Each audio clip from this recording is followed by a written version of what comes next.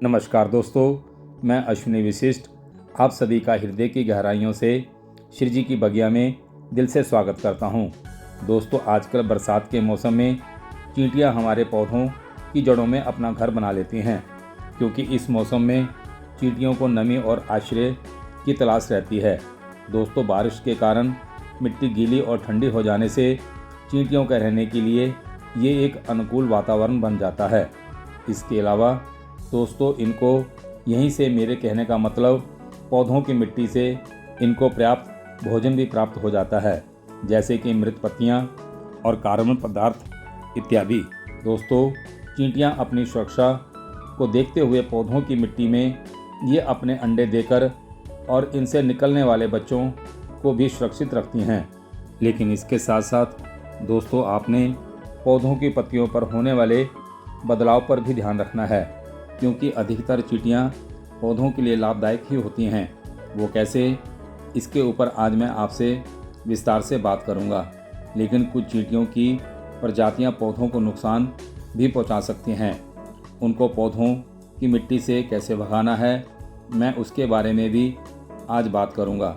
दोस्तों, चींटियां हमारे पौधों के लिए कैसे मित्र हो सकती हैं, पहले हम इसी के ऊपर बात करेंगे। दोस्तों, कुछ काम इंसान लाखों यत्न और पैसे खर्च करने पर भी नहीं कर सकता, जिसे ये चींटियां कर देती हैं। ये बहुत बड़ा सच है। वो कैसे? क्योंकि दोस्तों, चींटियां पौधों के लिए एक इंजीनियरिंग का काम करती हैं।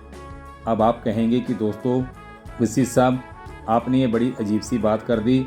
लेकिन दोस्तों, मैं आपको बताता हूँ कि ये नन्ही नन्ही चींटियाँ पौधों की मिट्टी में हजारों ऐसी सुरंगें बनाती हैं, जिससे एक तो मिट्टी ढीली होती है और पूरी मिट्टी में पानी के साथ साथ हवा का संचार भी बड़ी बेखूबी से होता है, जिससे पौधों की जड़ों को अच्छे से सांस मिलती है और इससे फसलों की प्रोडक्शन भी कई गुना बढ़ जाती है।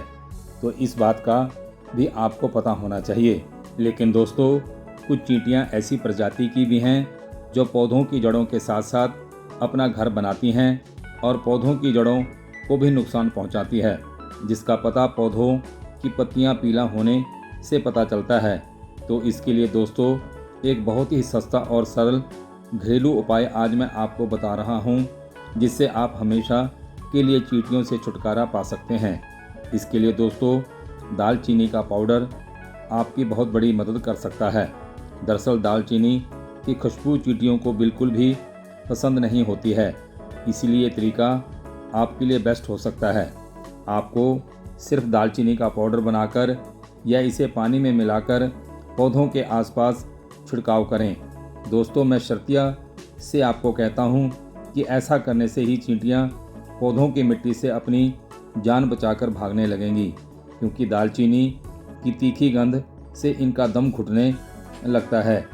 तो आप इस उपाय को अपने गमलों में ज़रूर इस्तेमाल कीजिएगा। तो दोस्तों, उम्मीद करता हूं कि आज की इस जानकारी से आपको बहुत लाभ मिलेगा। वो क्यों? क्योंकि दोस्तों, आज तक आपको जितने भी रासायनिक कीटनाशक बेचने वाले डीलर या दुकानदार मिले होंगे, उन्होंने अपने प्रोडक्ट बेचने के लिए आपको ज़रूर गुमराह किया होगा। लेकिन दोस्तों, प्रकृति की जो हकीकत है वो मैंने आपके सामने रख दी है। दोस्तों, आप जितना प्रकृति के साथ छेड़छाड़ करोगे, आपको उससे कई गुना ज़्यादा नुकसान मिलेगा। इसलिए दोस्तों, प्रकृति और पर्यावरण के साथ जुड़कर हम अपनी फसलों की प्रोडक्शन को और ज़्यादा बेहतर बना सकते हैं। दोस्तों, आज बस इतना ही। आप इस जानकारी को अपने दोस्तों और भाई बंधुओं को जरूर शेयर कीजिएगा, जिससे कि उनको भी इस जानकारी का लाभ मिल सके। तो दोस्तों, मैं आज अपनी बात को यहीं विश्राम देता हूँ। आप पर्यावरण के साथ जुड़कर और जैविक खेती को अपनाकर सदा स्वस्थ रहें, खुश रहें। धन्यवाद।